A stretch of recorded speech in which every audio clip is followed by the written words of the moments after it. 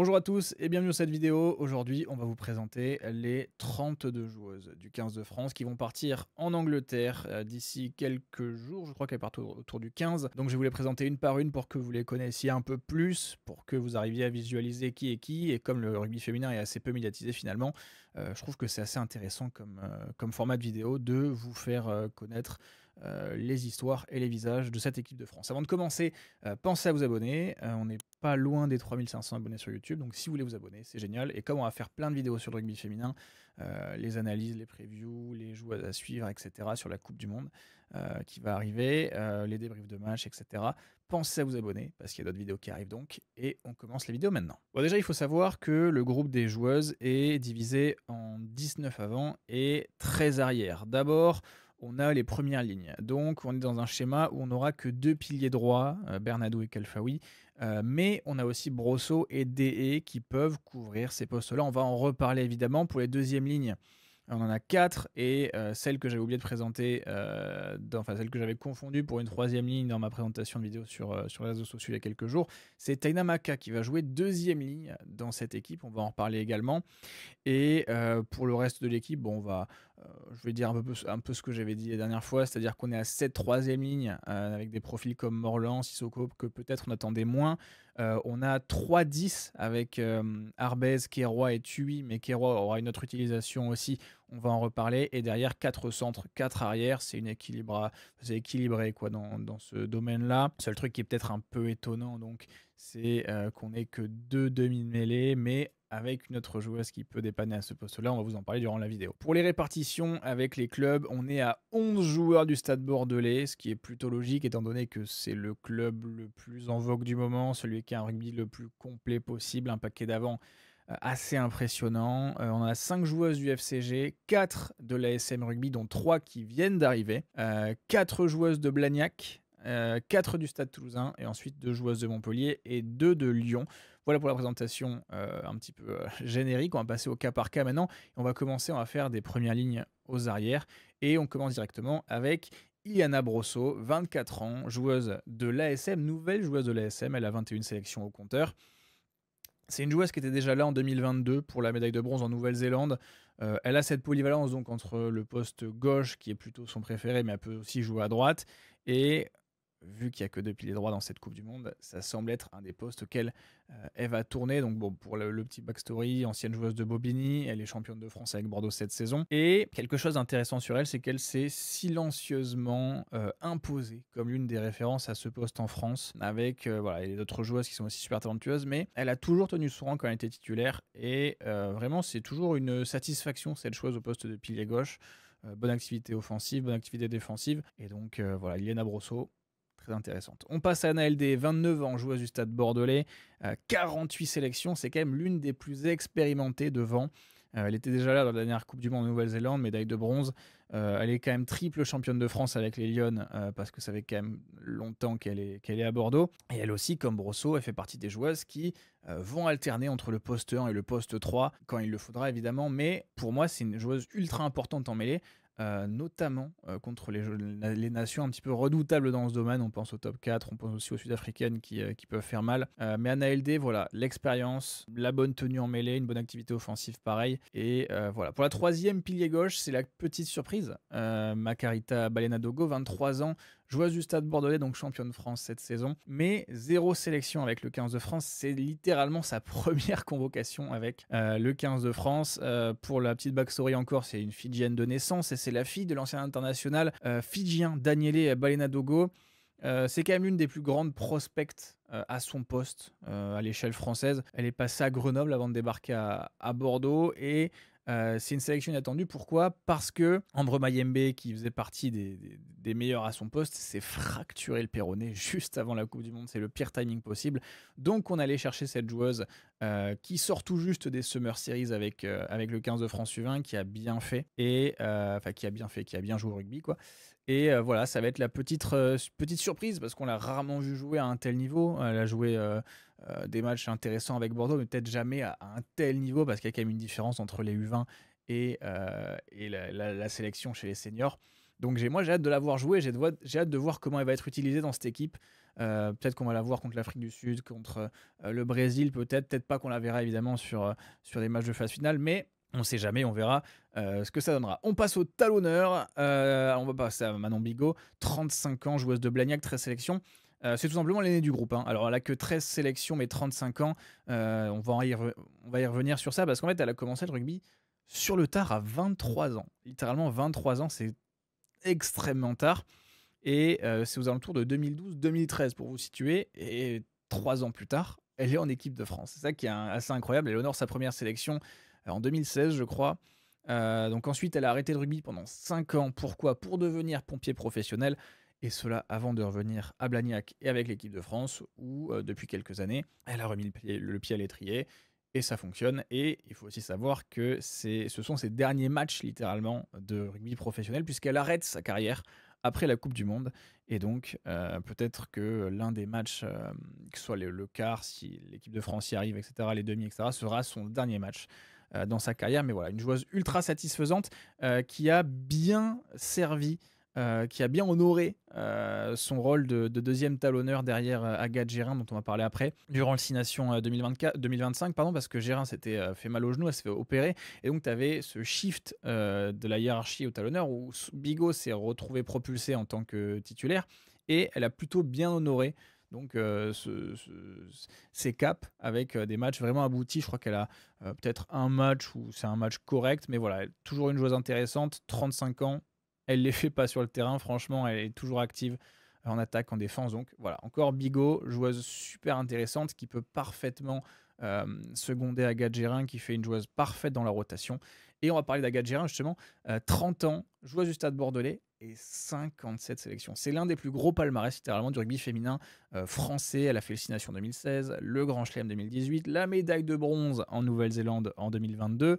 Elle est aussi quintuple championne de France avec Montpellier et donc avec Bordeaux. Il y avait quand même cette grosse crainte qu'elle manque la Coupe du Monde parce qu'elle s'était refait mal au ménisque durant le 6 Nations, elle s'était fait opérer, mais bon, elle est revenue à temps, donc elle sera là, elle est sélectionnée, elle est dans le groupe. Peut-être qu'on la verra pas à Mont-de-Marsan ce week-end face à l'Angleterre, mais si elle fait au moins un banc, c'est pas mal. Et donc voilà, c'est une joueuse extrêmement précieuse pour parler un peu de son rugby. Elle est précieuse en mêlée, elle est précieuse en touche aussi, et en plus d'avoir une bonne activité en attaque. On passe à la troisième talonneur, Elisa Rifono, 21 ans, joueuse du FC Grenoble, avec 16 sélections au compteur, c'est pas mal. C'est un profil plutôt jeune hein, derrière Gérin et Bigot. Gérin, elle est à 30 ans, Bigot, elle est à 35 ans.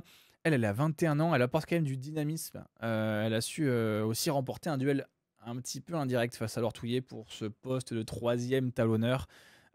Par rapport aux yeux des sélectionneurs qui ont choisi Rifono à la place de Touillet. Alors certains s'en souviendront peut-être durant le 6 Nations parce que comme Gérin était blessé, Bigot est devenu titulaire et Rifono a fait des feuilles de match, et j'ai trouvé qu'elle s'était plutôt bien débrouillée sur ses sorties de banc. Elle avait réussi des bonnes performances et je trouve que pour sa jeunesse, c'est vraiment un très bon élément dans la rotation des talonneurs. Donc sur ce coup-là, perso, j'ai hâte de la voir, et notamment dans les rotations, dans voir ce qu'elle peut donner sur les rotations durant la phase de poule, peut-être durant les phases finales aussi, peut-être qu'elle fera un quart de finale, on verra. Mais encore une fois, Elisa Rifono, joueuse à surveiller. On passe au pilier droit, on en a deux. Rose Bernadou en premier, 25 ans, elle jouait ma chère, et elle a 21 sélections. Alors elle joue pilier droit à Montpellier, elle a une première sélection juste après le Covid, en octobre 2020, donc elle fait partie de ce cycle post-Covid. Elle est championne de France avec le MHR en 2018-2019, quand elle était très jeune, et comme pour Kalfaoui dont on parlera dans quelques secondes, elle sera très très très importante dans la rotation des piliers droits, parce qu'il n'y en a que deux dans l'effectif. Et quand on sait à quel point le poste de pilier droit est un pilier et un poste important dans une mêlée, je vais pas vous expliquer, mais c'est le poste où tu prends deux joueuses sur toi, vu que quand il y a une mêlée, il y a forcément une joueuse qui encaisse deux joueuses face à elle. Et le poste de pied droit est super important pour ça, et dans cette condition-là, dans ces conditions-là, Rose Bernadou comme Kalfaoui dont on va reparler, elles vont être super importantes dans la tenue en mêlée, mais aussi dans l'activité, parce que Bernadou a aussi un physique qui fait mal quand tu la prends dans la gueule sur les plaquages. Donc voilà, joueuse intéressante, importante dans la rotation. Et voilà, on va parler de Kalfaoui, 24 ans. Elle vient de signer à l'ASM, elle a 30 sélections. Alors elle était déjà présente pour la médaille de bronze en Nouvelle-Zélande, elle était déjà partie du groupe. Et elle va être ultra importante dans cette coupe du monde. On en a parlé, il n'y a pas assez de piliers droits. Alors évidemment, il y a des joueuses qui peuvent alterner, qui peuvent venir dépanner, mais voilà. Pourquoi elle est extrêmement importante? Parce que c'est la première dans les hiérarchies. On s'est habitué à cette première ligne durant l'assignation de Brosso, Socha, elle s'est blessée, du coup c'est devenu Bigot, et Kalfaoui. Elle va avoir du boulot. Franchement, Kalfaoui va avoir du boulot. C'est une joueuse qui devient de plus en plus intéressante en mêlée, active en attaque aussi. On la voit souvent au contact des rucks pour faire des départs au ras ou pour satisfaire le jeu à une passe avec Bruno Sensus qui anime. Donc c'est une joueur voilà, qui prend de l'importance, 24 ans, elle devient vraiment expérimentée. Et voilà, elle va devenir importante. Elle a quand même je note quand même, elle a quand même un petit problème dans l'indiscipline, on la prend souvent à la faute. Donc franchement, si elle règle ce problème, c'est une joueuse qui peut faire énormément de bien en 15 de France et on verra ça dans les prochaines semaines. Ensuite, on passe aux deuxième ligne. Madoussou Falraclo, 27 ans, joueuse du Stade Bordelais, 39 sélections. C'est l'un des énormes atouts, honnêtement, de cet effectif. Elle fait 1m87. Elle est spécialiste du poste 5, donc elle est généralement associée avec Feleou, donc ça fait Feleou Falraclo sur l'attelage. Et elle était déjà là sur la dernière Coupe du Monde. Ça fait quand même déjà quelques années que le 15 de France profite de ses services. Et c'est quand même une sacrée arme pour avancer, quoi. Elle fait 1m87.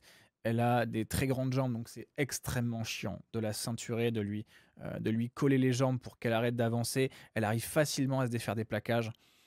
Donc franchement, c'est un très très gros atout en attaque. Et en plus, elle a encore une marge de progression sur ça, parce que si on regarde quelques années en arrière, elle était beaucoup plus sensible, enfin sensible, ça paraît méchant, mais non, elle tombait beaucoup plus rapidement que ce qu'elle ne tombe aujourd'hui. Elle a beaucoup travaillé et elle a un drive, je ne sais pas si vous voyez ce que je veux dire, mais elle a de la puissance dans les jambes, elle a de l'habileté dans les jambes pour faire le pas en plus, le mettre en plus, pour mettre son équipe dans l'avancée. Et sur ça, voilà, toujours plus vive et toujours capable encore plus de rester sur ses appuis pour avancer. Donc c'est une joueuse extrêmement précieuse en touche, évidemment, parce que voilà, elle a une force pour soulever qui est assez impressionnante pour lifter, etc. Mais dans le port du ballon, c'est vraiment une joueuse qui est ultra importante, et aussi en défense, 1m87 évidemment.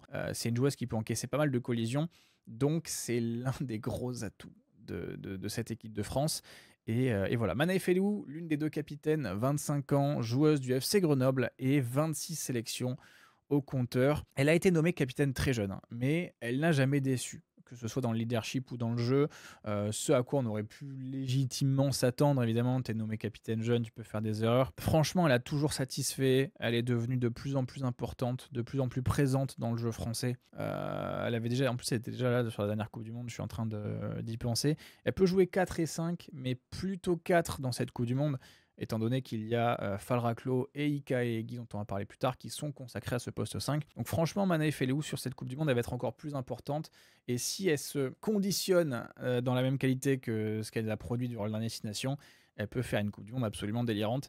Et on verra ce que ça donnera, évidemment. Inaïka Guy, on en parlait, elle a 22 ans. Elle vient de signer au Stade Bordelais et elle a 3 sélections. C'est, à mon sens, l'une des joueuses les moins connues de ce groupe, mais c'est celle qui pourrait le plus vous surprendre dans cette Coupe du Monde. C'est un profil un petit peu similaire à Madoussou Falraclo. C'est parfait pour la seconde. Elle est juste un petit peu plus petite, elle va faire 1m82, 83 je crois, mais elle est tout aussi puissante. Elle a la puissance physique, elle met des tampons sur les matchs qu'elle faisait au Stade Villeneuvois. C'est vraiment une joueuse impressionnante à voir jouer. Et ce qui est intéressant avec elle, c'est qu'elle a une grosse marge de progression. Elle a beaucoup de temps devant elle. Elle a 22 ans, donc elle a vraiment de la carrière devant elle à faire. Et je trouve qu'elle a un très très gros potentiel. Pareil, dans le même registre que Falraclo. Et c'est intéressant pour Falraclo d'avoir une doublure. Ou alors même une joueuse qui peut lui emmener de la concurrence, l'amener à se pousser au bout. Et je trouve que c'est quelque chose de positif pour les deux joueuses. Donc voilà, Inaïka Egi a surveillé dans cette Coupe du Monde. Et on va terminer par la dernière, deuxième ligne. Taina Maka, 20 ans, joueuse du FC Grenoble. Une sélection, c'est l'une des benjamines de la sélection, tout simplement. Elle sort quand même d'une très grosse saison avec Grenoble en Elite 1. Et ça l'a forcément mis sur le radar des sélectionneurs. Elle fait le dernier 6 Nations. Elle a été découverte en troisième ligne, mais c'est quand même en deuxième ligne qu'elle va évoluer dans cette Coupe du Monde. Je m'étais fait l'interrogation durant l'annonce, juste après l'annonce dans la vidéo que vous avez vue. Comment on fait si avec 3 troisième lignes dans Taina Maka va être utilisée en 4, elle est là pour seconder Feleou et quand même mesure 1m77, c'est largement suffisant pour ce poste. Donc c'est encore un gros potentiel qu'on peut découvrir un peu à l'image d'Inaïka Egi. Elle a quand même du rugby, Taina Maka. On m'en a beaucoup parlé parce que je l'ai rarement vu jouer, malheureusement, à cause du manque de diffusion d'études. Mais les rares fois où je l'ai vu jouer, ça doit être 3 ou 4 fois, je crois, elle est toujours sortie du lot. Une activité, une intensité. Franchement, c'est une des joueuses voilà, qui peut vraiment permettre de faire souffler les cadres. Et sur ce point-là, franchement, j'espère que ce sera la même chose dans les prochaines semaines. On passe aux troisième ligne. Axel Berthoumieux, 25 ans, nouvelle joueuse du Stade Bordelais. Il y en a beaucoup qui ont, qui ont signé au Stade Bordelais pour la prochaine saison. Et Berthoumieux, elle a 22 sélections. Alors elle a des postes, elle a une polyvalence, elle peut jouer 4, 6 ou 8, mais elle va plutôt privilégier les postes de la troisième ligne. C'est une triple vice-championne de France avec Blagnac, donc on a peut-être eu marre de perdre en finale, donc elle a rejoint les Lions du Stade Bordelais qui sont triple championnes en titre. Donc voilà, c'est une joueuse super intéressante. Berthoumieux, 25 ans, elle s'est bien installée dans la rotation cette année quand même dans la troisième ligne, sur les années avant, etc. Mais cette année, elle a vraiment pris du galon. C'est une joueuse voilà, qui apporte de la puissance physique. Elle est plutôt dans le port du ballon, même si elle a quand même une certaine appétence pour la défense. Elle peut vraiment être super intéressante depuis le banc au titulaire. Elle a le coffre pour faire les deux. Donc voilà, une joueuse à surveiller évidemment. Léa Champon, 22 ans, FC Grenoble et 8 sélections. C'est une grenobloise de naissance, donc elle est au club depuis un bail. Elle joue plutôt en 7, voire en 6, mais pas 8. C'est plutôt une troisième ligne, elle. C'est un élément précieux dans les tâches sombres. C'est vraiment les tâches un peu crasses, plaquage, grattage, tout ce qui concerne la défense. Animer les montées défensives. C'est vraiment une joueuse ultra précieuse dans ce registre-là. Et elle a aussi une belle participation en attaque, parce que comme elle est plutôt grande, elle arrive facilement à passer les bras. Mais c'est quand même un profil assez différent des autres troisième lignes qui sont plutôt sélectionnés pour l'impact physique. Les Escudero, Berthoumieux, Morland, qui on a d'autres. Féléou, évidemment, Théanie Féléou en troisième ligne, toutes des joueuses qui apportent énormément d'impact. Et elle est un peu plus filiforme, mais toujours vraiment, voilà, pas trop fine, hein, mais vraiment, elle arrive facilement à faire des choses avec le ballon qu'on ne pourrait pas attendre dans une troisième ligne. Et sur ce point-là, voilà, c'est pour ça que c'est une joueuse qui me plaît beaucoup, parce qu'elle sort un petit peu du lot des autres troisième lignes. Elle a quand même du rugby, et là où on pourrait s'attendre à ce qu'elle se je vais pas y arriver, à ce qu'elle se consacre sur les tâches un peu sombres, elle peut aussi se révéler surprenante dans le rugby. Donc pour moi, j'ai vraiment l'impression qu'elle aura un rôle important dans cette Coupe du Monde, à voir ce que ça donnera. Ensuite, Charlotte Escudero, 24 ans, joueuse du Stade Toulousain et 26 sélections au compteur. Elle était déjà là il y a 3 ans pour la Coupe du Monde en Nouvelle-Zélande, avec la médaille de bronze obtenue face au Canada en petite finale. Elle est quadruple vice-championne de France avec Blagnac, puis le Stade Toulousain, encore une de ces joueuses qui ont malheureusement expérimenté beaucoup de défaites en finale du championnat de France, il y en a quand même pas mal. Elle est excellente en 6, elle peut jouer 8 et elle peut aussi jouer 4. Avec le 15 de France, alors elle a déjà fait 6, 8, 4, mais elle a l'air plutôt de s'être installée depuis que Féléou s'est mise en 8. Elle est plutôt installée en 6 et s'inscrit un petit peu dans ces tâches sombres. Elle est capable de porter le ballon aussi, mais vraiment le plaquage, le grattage, toutes les tâches un petit peu casse-couilles, elle est capable de les faire.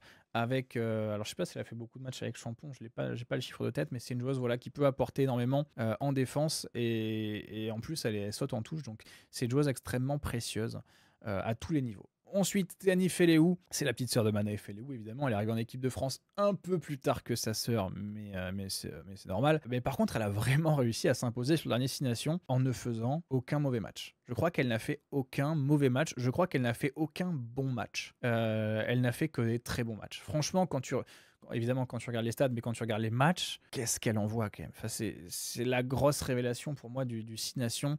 En fait, c'est rapidement devenu la joueuse sur laquelle tu t'appuies pour avancer en attaque. C'est la joueuse sur laquelle tu comptes quand tu files un ballon pour qu'elle te crée quelque chose qui va t'amener une occasion soit de marquer des points, soit de sortir de ton camp. Et franchement, c'est l'une des joueuses à suivre sur cette Coupe du Monde du côté français. J'en ai parlé de beaucoup avant, mais celle-là, sacrée révélation, sacrée joueuse à suivre. Et j'espère que vous fixerez bien vos yeux sur elle, parce qu'elle peut amener énormément de choses sur le terrain. Sérafine Okemba, 29 ans, joueuse du Loup, 8 sélections, c'est une ancienne septiste dans ce groupe. Elle peut aussi jouer lière, mais elle va plutôt être consacrée en troisième ligne. Elle est présente à Tokyo avec le set de France féminin pour la médaille d'argent en 2021. C'est un profil encore un petit peu différent des profils tonnage, etc. et le profil comme Chambon où on est plus dans les tâches sombres. Elle est plutôt axée attaque avec de la vitesse et quand même une grosse capacité qu'elle tire du Sevens à gagner des 1v1 voire des 1v2. Donc voilà, elle s'est axée rugby à 15 post-JO, elle a quasiment toujours figuré dans les listes, que ce soit pour le Women 15 ou la Destination. Il y a encore des progrès à faire, je trouve, dans son utilisation. Comment est-ce qu'on peut encore mieux l'utiliser sur un terrain plutôt que de la mettre dans une position classique de 3ème ligne, mais en dehors de ça, il y a quand même énormément de potentiel.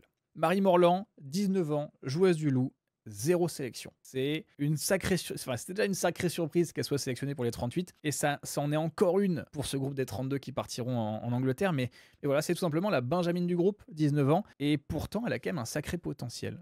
C'est un petit peu le même topo que Taina Maka. Je l'ai pas vu souvent jouer, mais elle montrait déjà des belles choses avec les Bleuettes lors des U20 Summer Series en 2024, et quand je l'ai vu jouer contre le Stade Toulousain dans un match d'Elite 1 avec Lyon qui était retransmis sur Canal, moi j'avais été assez étonné de la puissance qu'elle mettait dans les contacts. Et je trouve que dans cette logique de densifier le paquet d'avant, sa sélection, elle est logique. Parce que même si tu la fais pas jouer, et ça pourrait être compréhensible qu'elle est quand même extrêmement jeune, moi je trouve que c'est une joueuse qui peut apporter énormément aussi à l'entraînement, dans les contacts, parce qu'elle t'apporte vraiment, tu peux vraiment te faire défoncer la gueule quoi, en la prenant dans le rable. Donc c'est une joueuse que je trouve super intéressante, et moi j'aimerais beaucoup la voir jouer dans cette Coupe du Monde, voir ce que ça peut donner face à une autre sélection, peut-être la voir face à l'Afrique du Sud. Il va falloir énormément de tonnage, peut-être face au Brésil aussi évidemment, parce que c'est le match sur lequel on s'attend à ce que les sélectionneurs fassent tourner. Mais voilà, je vois super intéressante qu'on va découvrir, je pense, un peu tous ensemble, parce qu'on ne connaît pas toute l'étendue de son talent. Mais voilà, coup dédié à Sissoko, 26 ans, joueuse du Stade Bordelais, et 0 sélection. C'est aussi l'une des sélectionnées surprises de ce groupe, et ça va en fait dans la logique ils ont pris beaucoup de 3ème ligne, donc on s'attend à des profils auxquels on s'attendait pas. Donc voilà, c'est ce qui s'est passé avec Koudia Sissoko, mais à la différence de Morland, Sissoko je l'ai beaucoup plus vu jouer, vu que j'ai vu beaucoup plus de matchs du Stade Bordelais cette saison que ce à quoi je m'attendais, donc c'est quand même une joueuse qui a fait une très très grosse saison, et je m'attendais perso à ce qu'elle soit même sélectionnée sur le dernier Destination. Elle ne l'a pas été, je crois, mais elle a quand même, voilà, les championnes de France avec le Stade Bordelais cette année, elle peut jouer 7 et 8, mais avec l'omniprésence de joueuses potentielles en 8, j'ai l'impression qu'elle va plutôt être sélectionnée sur des postes de 6 ou 7, plutôt 7, avec le 15 de France. Donc voilà, j'ai hâte de voir ce que ça va donner.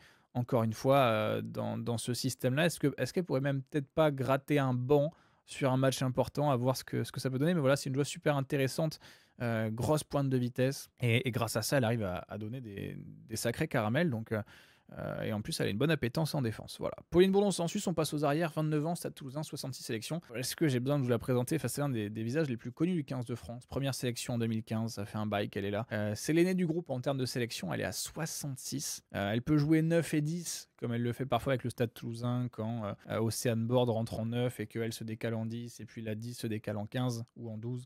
Ça peut arriver, mais je pense que quand même sur cette Coupe du Monde, avec la recrudescence de 10 dans cette équipe, elle peut plutôt se concentrer sur le poste de 9. Et voilà, c'est vraiment une pièce maîtresse du jeu de l'équipe de France. Je sais même pas quoi dire, tellement il y a de trucs à dire, quoi. L'animation est géniale, très très bon jeu au pied. Elle nous cache aussi des trucs comme son drop qu'elle met face à l'Écosse, je crois, à Brive, de 35 mètres. Voilà, elle fait partie de ces 9, voilà, teigneuses, présente en défense, présente au bord des rucks, voilà, pas froid aux yeux. Voilà, je crois que ce qui la résume, c'est qu'elle a pas froid aux yeux, et ça se voit vraiment dans à peu près tous les secteurs du jeu.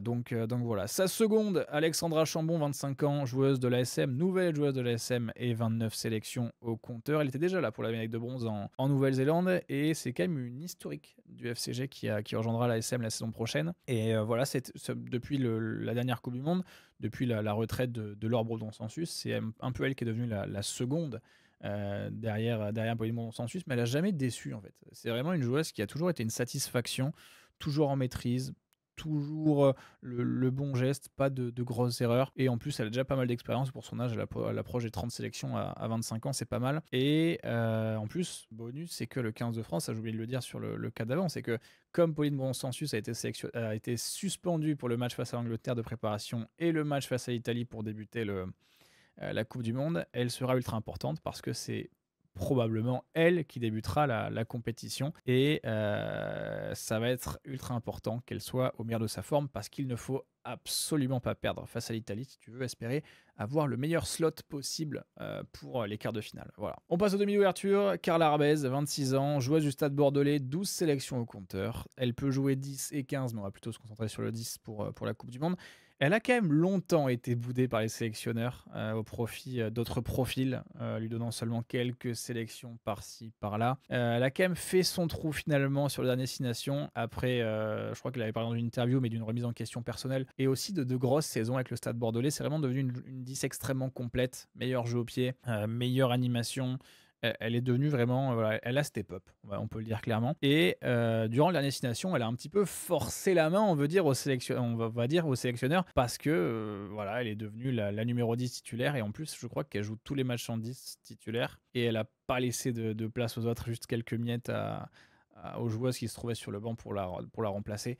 Et voilà, c'était un petit peu une énigme avant que de ne pas l'avoir en équipe de France, de même pas l'avoir sélectionnée des fois dans les groupes de préparation ou quoi. Donc là, la voir enfin à ce niveau exceller, c'est quand même, voilà, c'est un bon karma. Non pas que ce soit négatif le karma, mais c'est un bon karma, voilà, pour Carla Arbès qui a longtemps attendu. Et elle y est enfin. Dans le temps réglementaire, mais elle y est enfin, vu qu'elle a joué que le 6 Nations.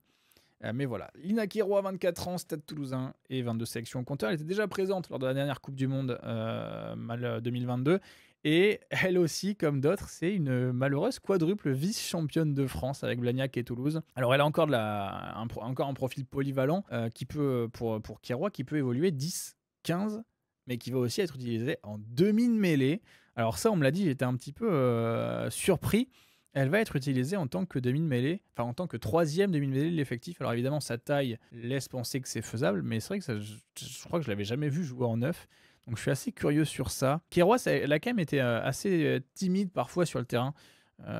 Mais elle vient de sortir quand même une grosse saison avec Toulouse, beaucoup plus en confiance, un meilleur jeu au pied, une meilleure animation, globalement une joueuse qui s'est vraiment affirmée.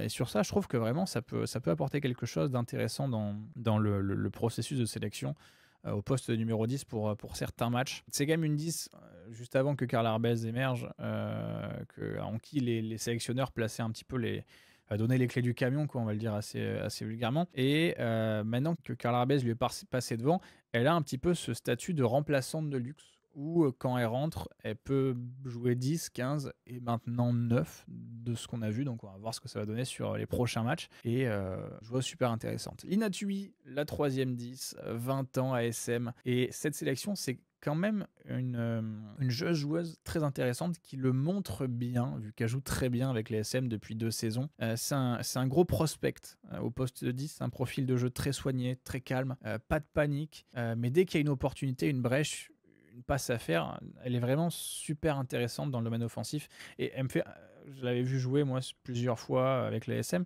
elle me faisait un petit peu penser au profil de Romain Tamac dans cette patience, elle s'invisibilise presque pour qu'au moment opportun, elle te passe et tu te poses la question de mais qu'est-ce qui s'est passé. C'est pour ça que je trouve super intéressant Lina Thuy en dépit de son jeune âge. Alors en dépit, c'est pas vraiment en dépit, mais malgré son jeune âge. Et moi, j'ai vraiment hâte de voir ce qu'elle peut devenir, de voir jusqu'où elle peut pousser sa marge de progression.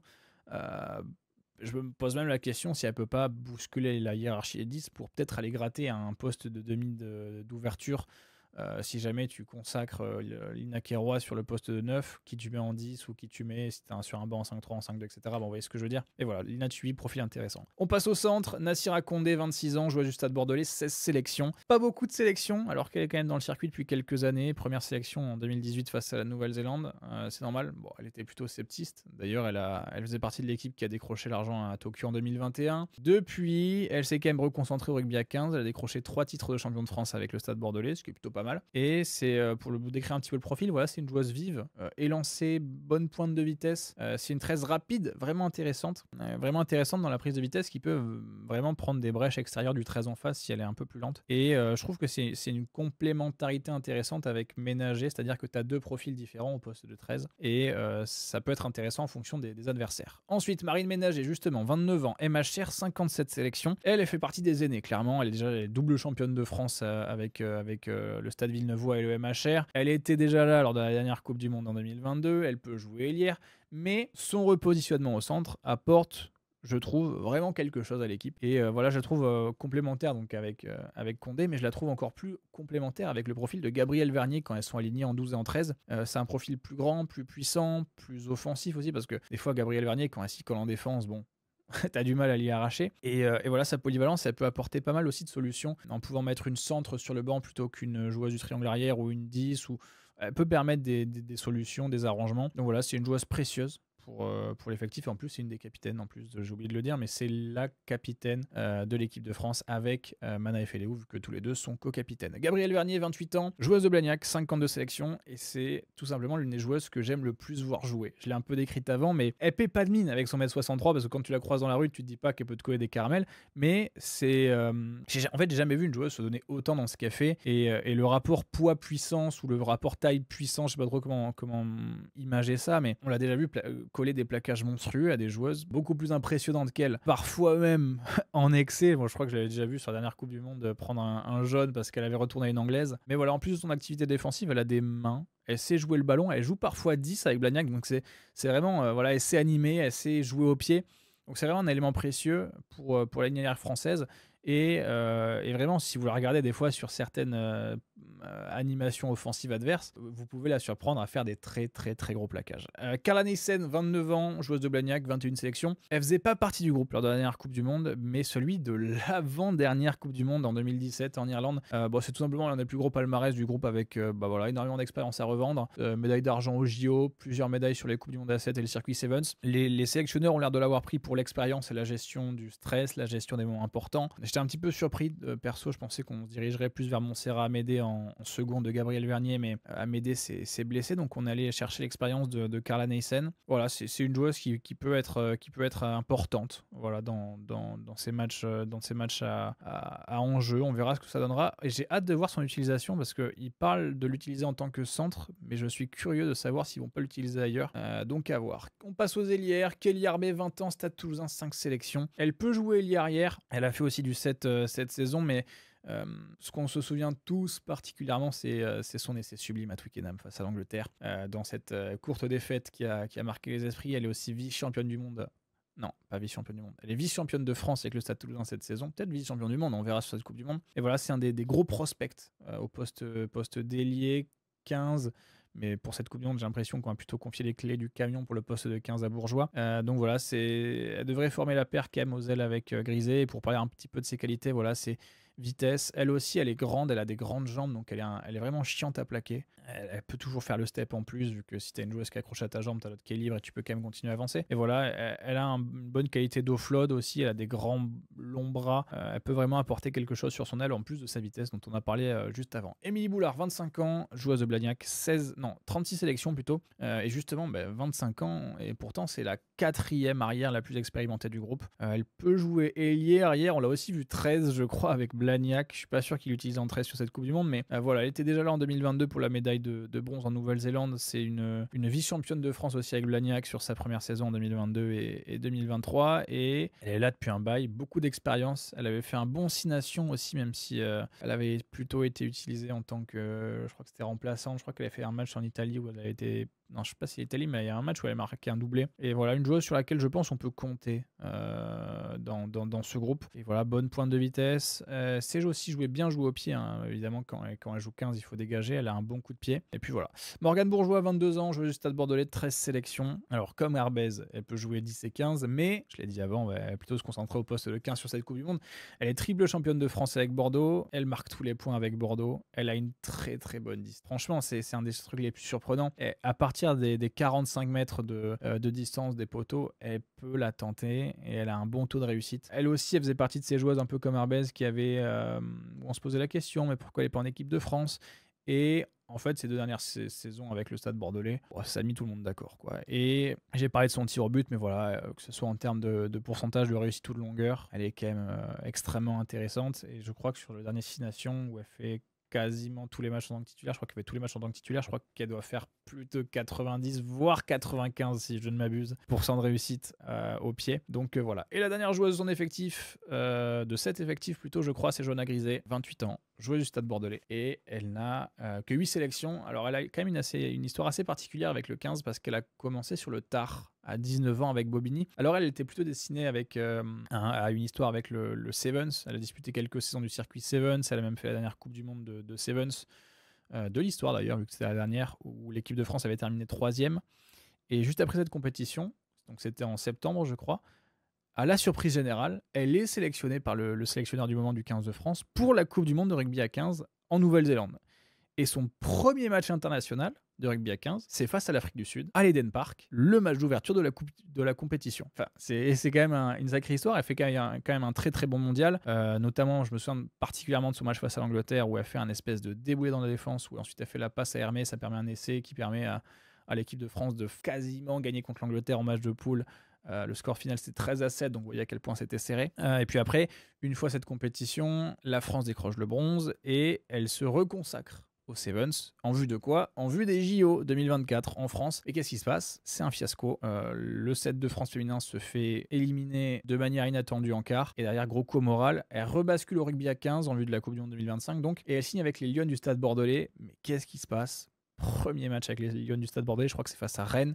Elle se pète le genou pour le premier match. Je sais plus la nature de la blessure, mais elle se fait opérer, je crois que ça lui fait manquer d'ailleurs le début du 6 Nations féminin. Et pour justement, si ça vous intéresse, il y a un reportage super intéressant de Rencontre à 15 qui l'a suivi pendant plusieurs mois sur sa reconstruction physique et mentale post-JO et post-blessure. Et voilà, elle est revenue, elle a marqué l'essai qu'on connaît tous face à l'Angleterre, le déboulé un petit peu voilà, comme Kelly Harbé. Et voilà, c'est vrai, force vive, des appuis déchirants, grosse pointe de vitesse et le tout conjugué à une bonne exploitation des espaces. Et c'est pour ça, si vraiment je devais souligner 2 joueuses à surveiller, ce serait Johanna Griset pour les arrières et Tani Feleou pour les avants. Voilà. Je vais vous quitter, je crois que j'ai fait à peu près tout ce que j'avais à dire. Oui, j'aurais fait toutes les joueuses évidemment. Mais voilà, merci de regarder la vidéo. Pensez à vous abonner si vous voulez encore des vidéos sur la Coupe du Monde 2025. Et voilà, ciao.